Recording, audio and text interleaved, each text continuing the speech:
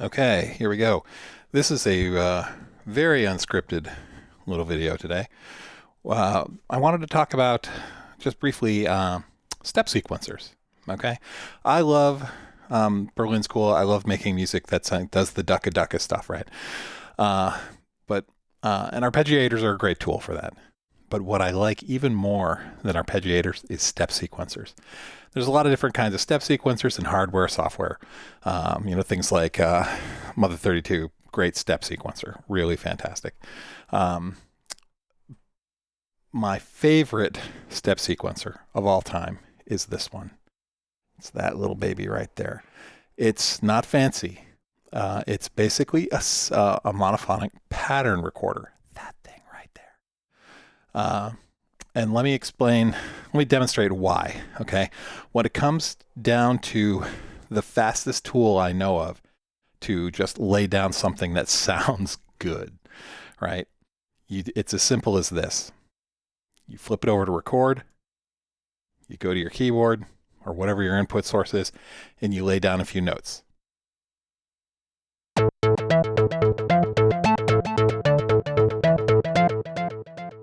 All right, you flip it back to sequence.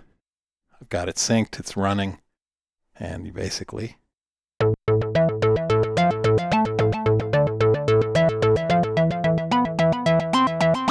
you can transpose it.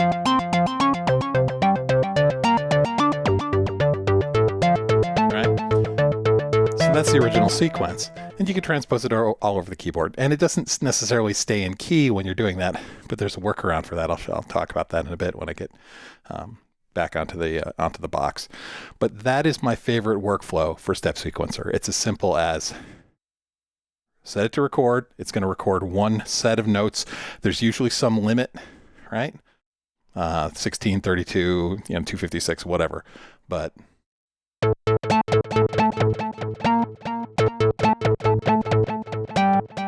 right? You don't have to play it in time. You just laying in a sequence of notes.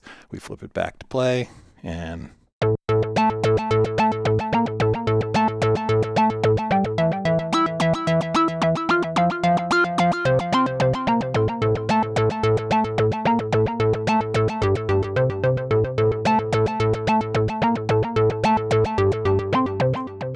that's it. That is my favorite kind of step sequencer. It's a little tiny pattern recorder. Flip it over to record, play in the notes that you want, flip it back to play, and you're good to go, right? All right, let me show you this. Okay, so we're back in the box. So I was showing you my favorite step recorder, step sequencer out on the synth there, and you run into variants and things like that. But I actually want that kind of step sequencer I want on all of my synths. So I built one. So this is here. It's the simple step recorder. This is a Max for Live device. If you are using Ableton and you have access to Max for Live, which I highly recommend, you can download this. Got a link in the description. You can download it, drag it into your project, put it in your user library, and use it however you like. And it lets you basically, lets me put that style of sequence, sort of step sequencer, phrase recorder, whatever you want to call it, on anything I want. And this is a little video showing you how to use it. So once you have this thing installed, again, just drag it into your user library, then drag it to a track. It goes in front of any synths you have, soft synths or hardware. And basically, here's a few basic instructions, okay? It's got a big record button. It's got some time, some musical intervals. So one end is a whole note, half note, quarter note, eighth note, 16th note. And these with the D's on them are dotted. So a dotted half, a dotted quarter, dotted eighth. All right. The way this works is just like the one that I demonstrated earlier on the hardware. You click it over to record mode, and then you type some notes in. However many you want. I think if you do more than 16,000 and change, it will run out of space. But 3, 8, 16, whatever works on your grid. You click recording again once it's in, and you choose the speed at which you want it to play back. And when you hold a note down,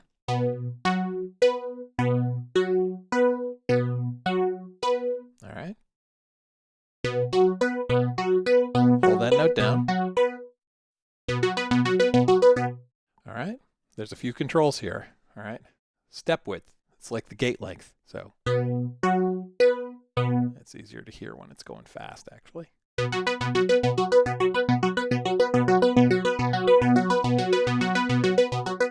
Right, so how wide is the note that's playing? And it goes from 40% gate, which is a little bit less than half, to almost 100%. It will not go over 99% right now. Anyway, so that's useful. So you can, because once you record it, when you play another note, it will transpose up. All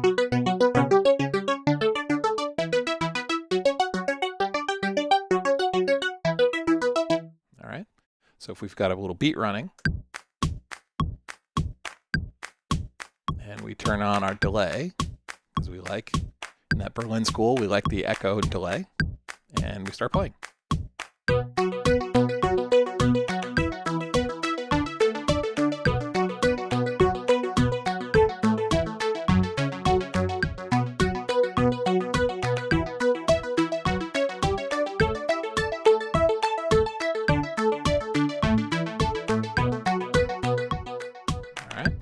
So let's talk a little bit about what's happening here.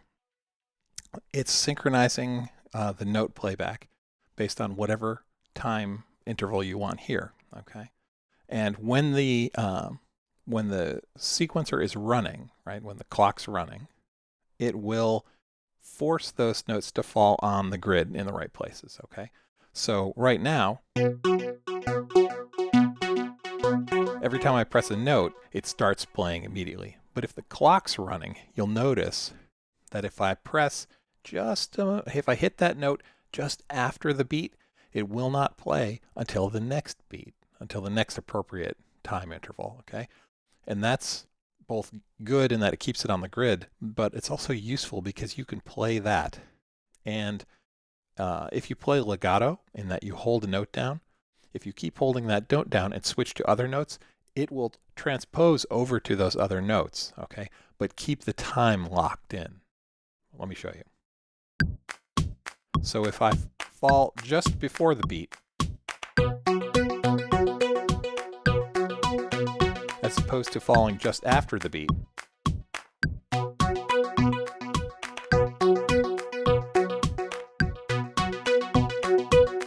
you hear the difference?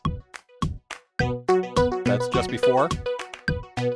That's just after. It's still the same pattern, okay? But it allows you to put in spaces and syncopation into your pattern playback. It takes a little practice to get used to.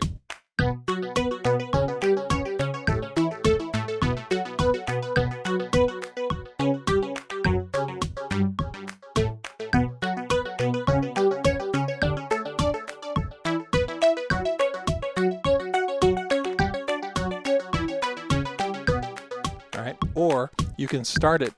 If you can start it by pressing that first note, keep holding that down and play variation, other notes to transpose to. Because you keep holding the first one down, it's like legato. It will continue to play it with no breaks in the pattern. So.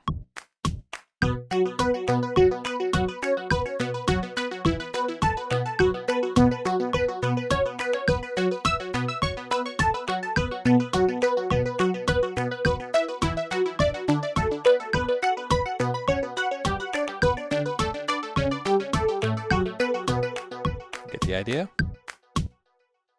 All right, so you can, that's it. It's a simple step recorder.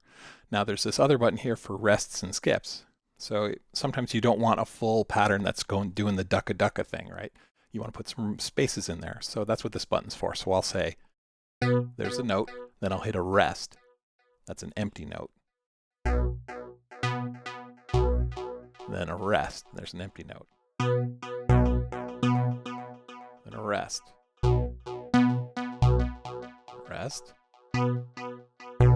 16, right? Remember, if you're working in 4/4, if your patterns are a division of 4, a division of 2, they will generally, if they're a division of 4 for 8th notes, 16th notes, things like that, they're going to fall, on the downbeat. If it's 3, you're going to get interesting syncopation. If it's a multiple of 3, like 6, you'll get interesting syncopation. But So we've got 16 steps in here. We stop recording. There are some spaces. So now we get rhythmic patterns, right? We get those rests in there.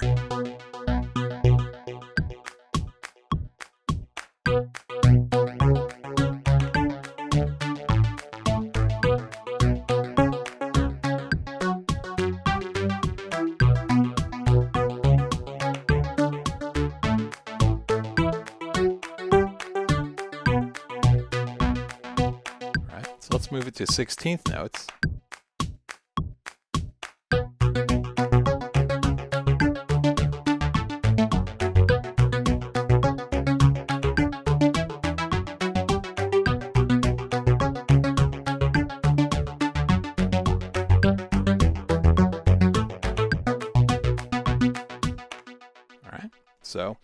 All right, so that's what that's for, right? So you can just record in a whole series of notes or a series of notes and rests alternating, however you like. You can change the tempo, speed on the fly. You can change the width on the fly. And so here, let's do a quick example. Let's lay a pattern in here.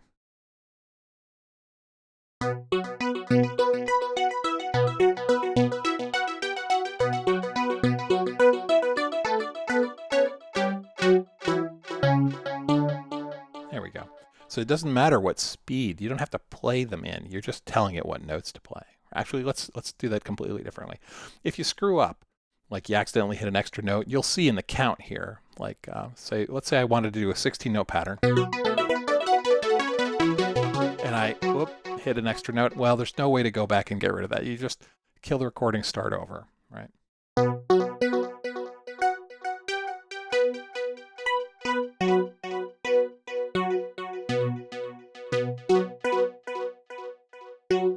All right, there's 16. Now let's hear what it sounds like. A lot of this is exploration, right? You record, you put in interesting notes, and then see how it sounds in the pattern. So.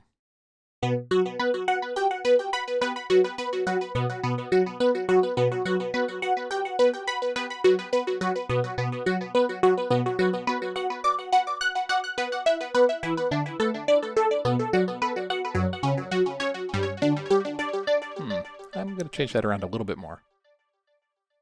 All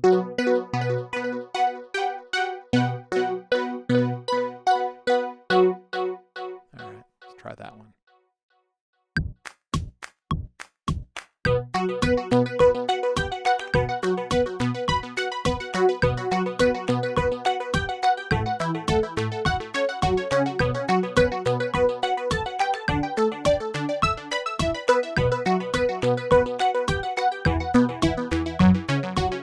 There you go. So let's put a little pattern down.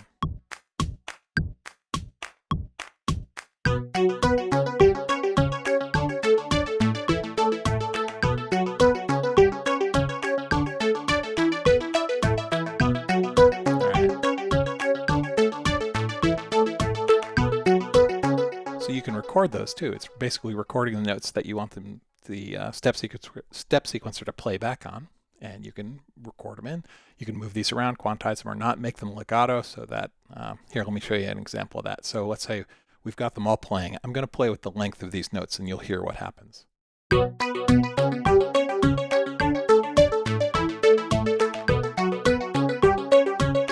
let's shorten them.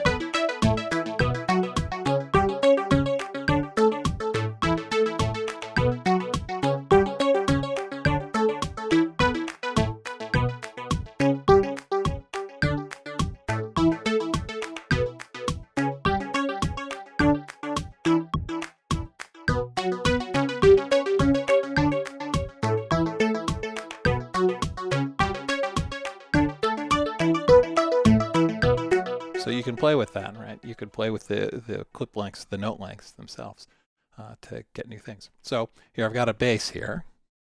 I've got a little sort of TB clone.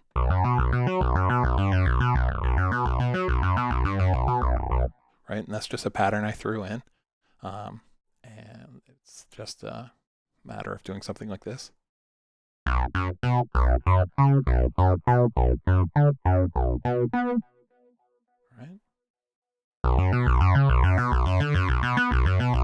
Play with the width.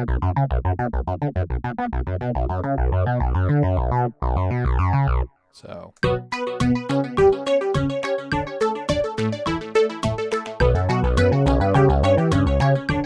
let's see.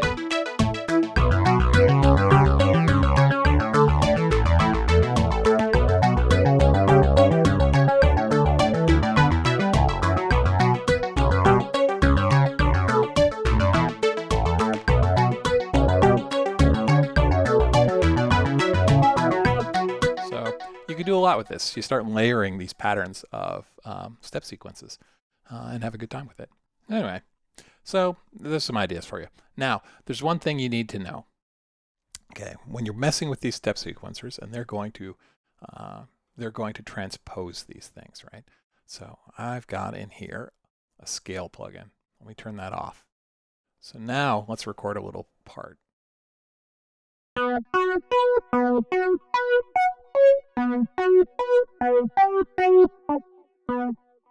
that'll work.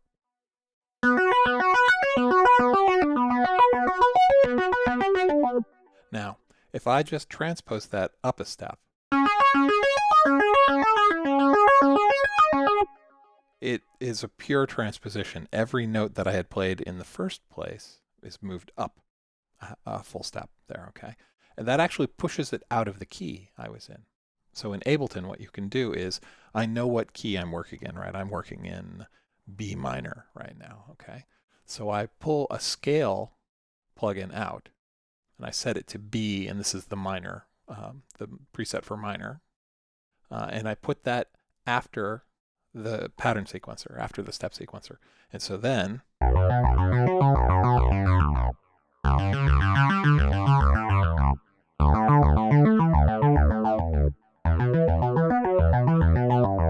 it keeps it in key, right? So that allows me to treat my notes as basically first through eighth step.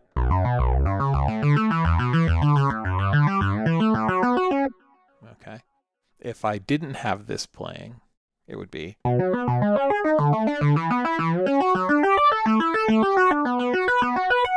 Which sounds close, but there's a few weird notes in there, right? So the difference between. Right, there's a note in there that isn't within the key of B minor.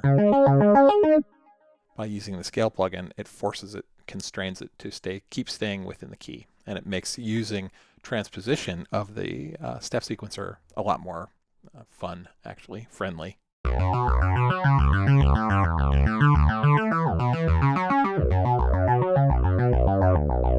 So now, this is not persistent, okay? If you record a pattern here,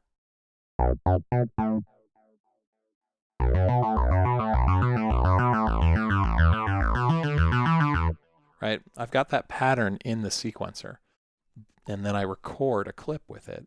The sequence isn't saved in the set. That's something I might add later to this plugin. The pattern is not going to be remembered. You save the set, the next time you load the set, this pattern's just going to be a single note. Da, da, da, da, da, da, da. The pattern will be gone. So what you want to do is print this pattern to another MIDI track. So let me record a pattern here. All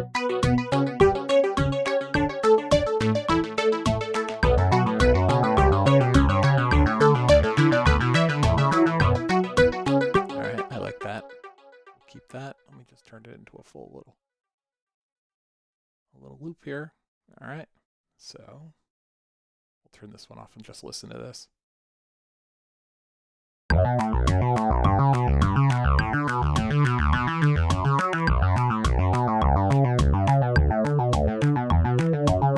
right, if we save the set, these notes will be saved, but the pattern will not be. Okay, so you have to print this. So what you do is, while this is playing, you go to another MIDI track, set its input to be whatever you want to capture. So the bass track in this case, I want to capture bass, right? And I started playing.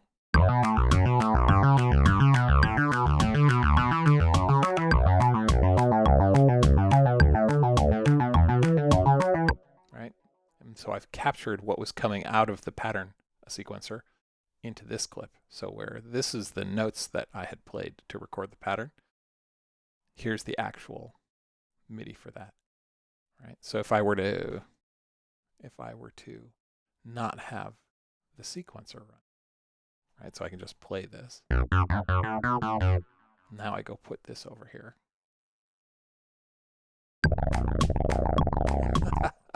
Helps if you don't transpose it. All